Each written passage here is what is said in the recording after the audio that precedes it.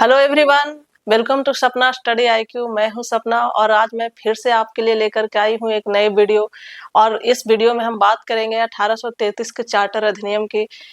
Friends, आज हम आप लोग के लिए कुछ नया किए हैं। आप लोग को भी दिख रहा होगा, पहले की वीडियो में हमने क्या किया था कि पहले बोर्ड पर लिखा नहीं था, डायरेक्ट मैं समझा रही थी और लिख रही थी।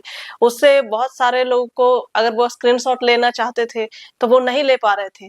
तो आज हमने आपके लिए कुछ नया किया है। नया क्या है कि पहले हमने एक पूरी अच्छी तरीका से हम नोट्स बना लिए हैं ताकि आप डायरेक्ट स्क्रीनशॉट ले सकते हैं और मैं आपको एक एक पॉइंट को डिटेल्स में समझाती चलूंगी। तो चलिए आइए वीडियो की शुरुआत करते हैं। फ्रेंड्स, आज हम जिस एक्ट के बारे में पढ़ने हैं वो 1833 का चार्टर अधिनियम है। तो ये चार्टर अधिनियम 1833 इतना इम्पोर्टेंट क्यों, इतना महत्वपूर्ण क्यों है हमारे लिए? क्योंकि इससे पहले जो 1833 का 1793 का जो चार्टर अधिनियम आया, 1813 का और 1793 का जो चार्टर अधिनियम आया था वो कंपनी को व्यापारिक एकाधिकार तक सीमित कर दिया था। लेकिन इस चार्टर अधिनियम ने कंपनी को पूरी तरीका से उसका जो व्यापारिक अधिकार था वो छीन लिया और कंपनी को एक प्रशासनिक इकाई बना दिया। यानी कि इस चार्टर अधिनियम से ही भारत के प्रशासन के इतिहास में और ईस्ट इंडिया कंपनी के इतिहास के लिए एक नया मोड़ शुरू होता है, एक टर्निंग पॉइंट शुरू होता है।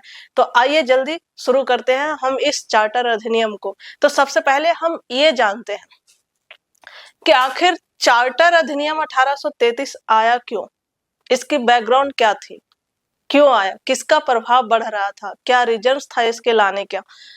तो इसका रीजंस में पहला रीजंस तो है कि 1813 ईस्वी के बाद ब्रिटेन में औद्योगिक क्रांति की गति और तेज हो गई थी। ब्रिटेन में जो औद्योगिक क्रांति की शुरुआत हुआ था तो 1813 ईस्वी तक आते आते वो और जोर पकड़ लिया और विस्तारित रूप से फैल गया।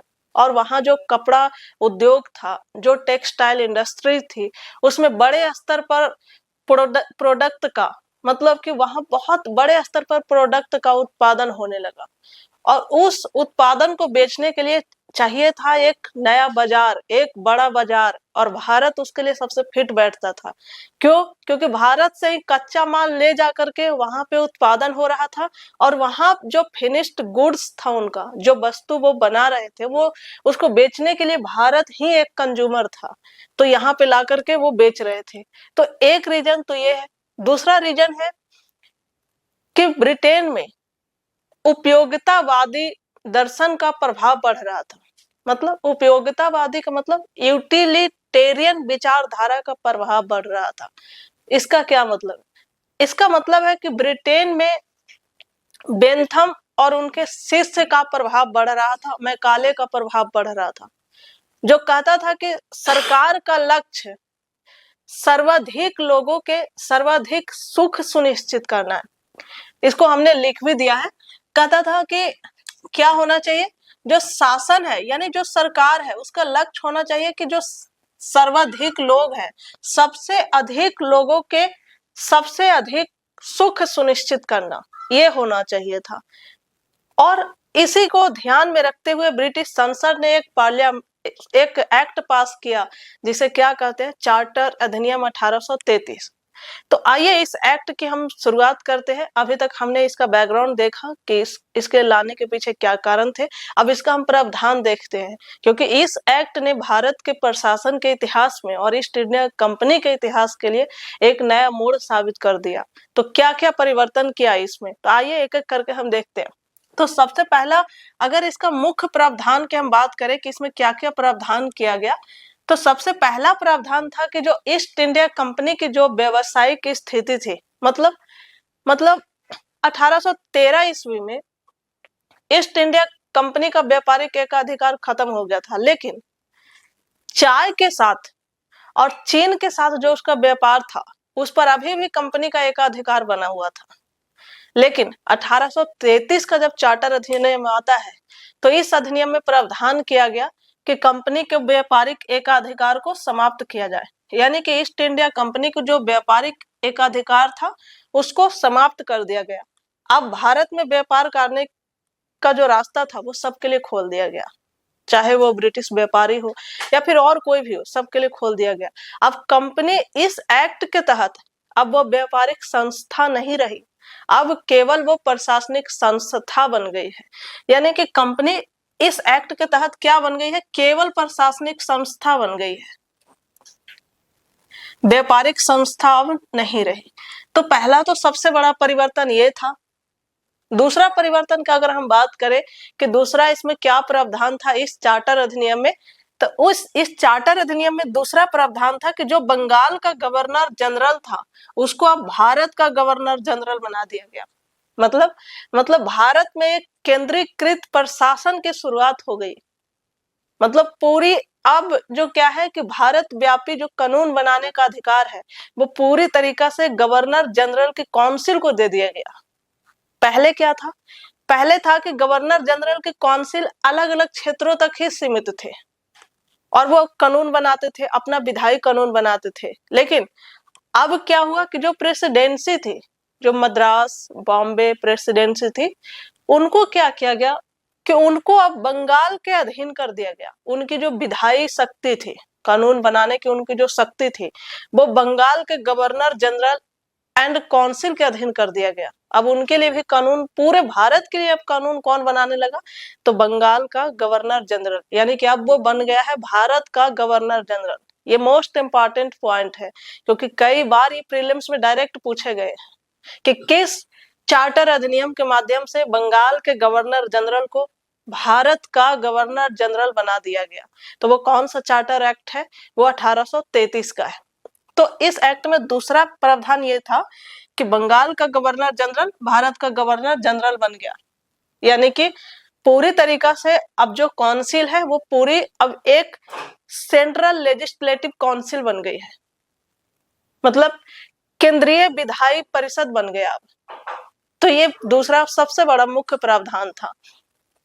और बात करें कि इसमें सबसे पहला गवर्नर जनरल कौन बना, भारत का पहला गवर्नर जनरल किसको बनाया गया, तो भारत का पहला governor general Lord William Bentinck को बनाया गया, पहला गवर्नर जनरल।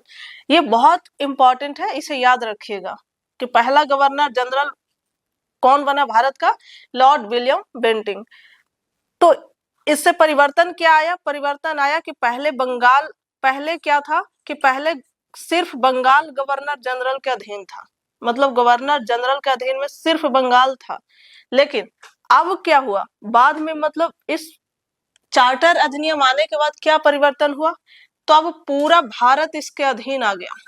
मतलब अब पूरा भारत के लिए जो कानून बनाना है, कैसा कानून होगा, उसका निर्णय अब कौन लेने लगा, अब गवर्नर जनरल काउंसिल लेने लगा। यानी पूरी तरीका से अब ये केंद्रीय विधायी परिषद बन गया है। तो इसके बंगाल का गवर्नर जनरल को भारत का गवर्नर जनरल बनने से ये परिवर्तन हुआ। अगला इसमें क्या प्रावधान था, अगला प्रावधान था कि ये वाली हमने डिस्कस कर लिया कि जो बॉम्बे और मद्रास प्रेसिडेंसी थी उनकी जो विधायी शक्ति थी, विधायी पावर था, कानून बनाने की शक्ति को समाप्त कर दिया गया। अब ये किसके अधीन हो गए, अब बंगाल के गवर्नर जनरल के अधीन हो गए, सॉरी भारत के गवर्नर जनरल के अधीन हो गए। अब हम तीसरे पॉइंट पर आते हैं। तीसरा पॉइंट है कि भारतीय समाज और कानून के लिए एक बहुत बड़ा परिवर्तन आया इस चार्टर अधिनियम में। वो क्या था, वो क्या परिवर्तन आया, तो वो परिवर्तन यह था कि जो उपयोगितावादी दृष्टिकोण का, उपयोगितावादी दर्शन का जो प्रभाव बढ़ रहा था ब्रिटेन में, उसके आधार पर कहा गया कि भारत में कानून बनाने के लिए और उस कानून को आधुनिक और उपयोगी बनाने के लिए एक विधि आयोग का गठन किया जाएगा। मतलब भारत में एक लॉ कमीशन की गठन की जाएगी। तो सबसे पहले अगर बात करें कि सबसे पहला विधि आयोग किस चार्टर अधिनियम के माध्यम से बना, तो वो 1833 का चार्टर अधिनियम था। और कब बना, तो इसी को ध्यान में रखते हुए 1834 में बना। पहला विधि आयोग जो बना भारत में वो 1834 में बना। और इसके अध्यक्ष कौन थे, इसके अध्यक्ष बनाया गया मैकाले को। लॉर्ड मैकाले प्रथम विधि आयोग के अध्यक्ष बना। याद रखिएगा, ये कई स्टेट पीसेस में ये पूछे गए क्वेश्चन है। कि पहला विधि आयोग का अध्यक्ष किसे बनाया गया था? लॉर्ड मैकाले का। तो ये था। और यही जो लॉ कमीशन है, यही जो विधि आयोग है, वो 1860 ईस्वी में इंडियन पेनल कोड आईपीसी को तैयार किया। यानी कि आईपीसी का जो आधार है वो कौन है? विधि आयोग 1834 का। तो ये था। अगला जो हम बात करते हैं वो चौथा प्रावधान का, कि इसमें चौथा क्या प्रावधान था? चौथा प्रावधान भारतीयों के प्रति क्या बदलाव लाया गया, मतलब भारत के लोगों को क्या अवसर मिला। तो आज हम पढ़ते हैं, फंडामेंटल राइट में पढ़ते हैं कि अवसर की समानता होना चाहिए, सभी को अवसर की समानता है। तो इसके नींव जो है ये सबसे पहले कही गई थी 1833 के चार्टर अधिनियम में। 1833 के चार्टर अधिनियम में कहा गया था कि कोई भी भारतीयों को सरकारी नौकरी में अब धर्म, नस्ल और जन्म के आधार पर भेदभाव नहीं किया जाएगा। मतलब कि समानता का अधिकार दिया जाएगा। मतलब समानता का अधिकार इस चार्टर अधिनियम में प्रावधान किया गया। लेकिन क्या यह अधिकार वास्तव में लागू हुआ या फिर सिर्फ वही कागज को सुंदर बनाने के लिए लाया गया था? तो इसका निष्कर्ष वही है कि सिर्फ कागज को सुंदर तरीके से डिजाइन करने के लिए लिखा गया था, कि आगे इतिहास में ये कागज देखने में अच्छा लगे, बहुत सुंदर लगे, कितना अच्छा प्रावधान लेकर आया है। वही कागजी प्रावधान रह गया कि ये जो समानता का अधिकार की बात कही गई कि भारतीयों को अब अवसर दिया जाएगा सरकारी नौकरियों में, वो सिर्फ कागज पर रह गया, रियल लाइफ में वो लागू नहीं हुआ। और इसी को लेकर के दादा भाई नौरोजी जैसे बड़े नेताओं ने बहुत बड़े स्तर पर विरोध किए। कहे कि ब्रिटिश सरकार तो खुद अपना नियम का पालन नहीं करती है, खुद अपना नियम का उल्लंघन करती है। और विरोध जायज भी था। अब मान लीजिए कि अभी हमारे सामने जो सरकार है, अगर हमसे कोई वादा करती है कि जनता के लिए ये करेंगे, हम इसमें इनको अधिकार दिया जाएगा, और वो सिर्फ एक अधिनियम एक सिर्फ पेज पर रह जाए, कागज पर रह जाए, तो क्या हम लोग उसका विरोध अभी नहीं करेंगे? बिल्कुल करेंगे। कि आप सिर्फ कागज को सुंदर तो बना रहे हैं, लेकिन रियल लाइफ में तो हमें इससे क्या बेनिफिट मिल रहा? तो कुछ नहीं। तो यही था इसमें कि समानता का अधिकार सिर्फ कागज पर रह गया, और दादा भाई नौरोजी जैसे बड़े नेताओं ने इसका बहुत बड़े स्तर पर विरोध किया कि आप ऐसे प्रावधान लाते ही क्यों हो जिसको आप खुद लागू ना कर सको। तो ये था। अब हम देखते हैं कि इस प्रावधान का क्या महत्व था, मतलब क्या इसका इंपॉर्टेंस था। तो इसके महत्व को देखते हैं कि इस एक्ट से के आने से क्या परिवर्तन हुआ। तो सबसे पहला परिवर्तन हुआ कि भारत अब व्यवसायिक संस्था नहीं रह गया। भारत अब क्या बन गया? एक प्रशासनिक इकाई बन गया। मतलब यहीं से केंद्रीय प्रशासन की नींव पड़ी। मतलब भारत अब पूरी तरीका से प्रशासनिक और राजनीतिक इकाई बन गया। अब वो सिर्फ व्यवसायिक संस्था नहीं रह गया। दूसरा महत्वपूर्ण है कि यहाँ से केंद्रीय विधायी परिषद का निर्माण हुआ, जिसको अधिकार था पूरे भारत के लिए कानून बनाने का। यानी जो केंद्रीय विधायी परिषद है उसका नींव कहाँ से पड़ी थी? 1833 का चार्टर अधिनियम से। अगला इसका महत्वपूर्ण है कि पहला विधि आयोग बना कि कानून को आधुनिक बनाइए, कानून को उपयोगी बनाइए। इसको ध्यान में रख करके पहला विधि आयोग का निर्माण किया गया, पहला विधि आयोग का गठन किया गया, जो आगे चल के आईपीसी 1860 का गठन करता है। तो वो भी कब बना था? वो भी बना था 1833 के चार्टर अधिनियम से। तो इस तरीका से इसका प्रावधान था। और चौथा प्रावधान था कि भारतीय सिविल सेवा में सभी को समान अवसर दिया जाएगा। मतलब समानता का अधिकार की बात कही गई, लेकिन वो लागू नहीं हो पाया। अब इसके हम देखते हैं कि इसकी सीमाएं क्या थी, मतलब लिमिटेशन, कि कहाँ तक वो उचित था और कहाँ तक सिर्फ कागजी को सुनहरा बनाने का वो मौका था। तो ये देखते हैं कि इसका क्या सीमा था। तो ये था कि जो समानता का अधिकार का बात कहा गया था, जो कहा गया था कि सरकारी नौकरियों का दरवाजा सभी के लिए खोल दिया जाएगा, वो नहीं किया गया। तो एक तो ये था कि ये जो प्रावधान है वो बिल्कुल लागू नहीं हो पाए।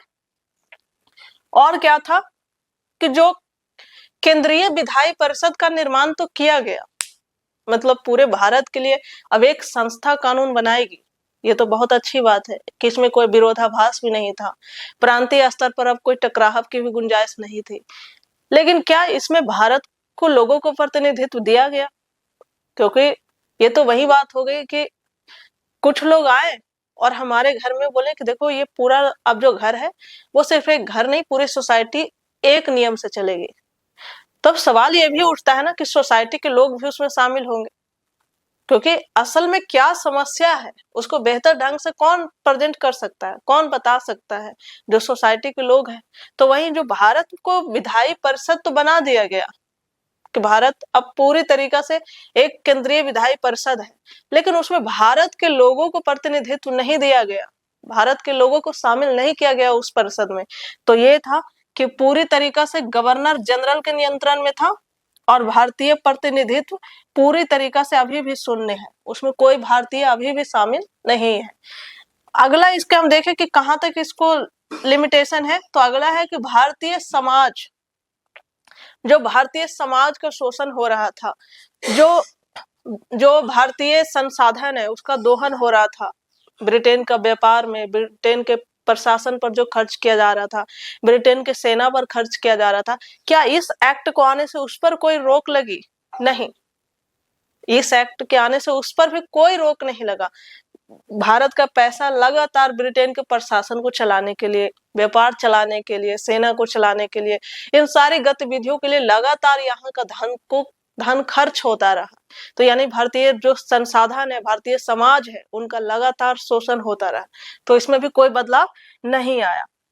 अगला हम कह सकते हैं कि भारत को ब्रिटेन का एक अस्थायी उपनिवेश बनाने की दिशा में एक पहला कदम जरूर था, क्योंकि भारत को पूरी तरीका से अब भारत ब्रिटेन का उपनिवेश बन जाए, इसके लिए एक कठोर कदम इसको हम मान सकते हैं। तो इसका ये कंक्लूजन निकलता है। अब हम यहाँ तक तो इसके ये पढ़ ले कि इसका बैकग्राउंड क्या था, इसका प्रावधान क्या था, इस एक्ट का महत्व क्या था, इसकी क्या सीमाएं रही, ये तो हम पढ़ लिए। लेकिन अब बात आती है कि प्रीलिम्स और मेंस के दृष्टिकोण से प्रश्न बनने चाहिए हमसे, तभी हमारा पढ़ने का जो आउटपुट है वो निकलेगा।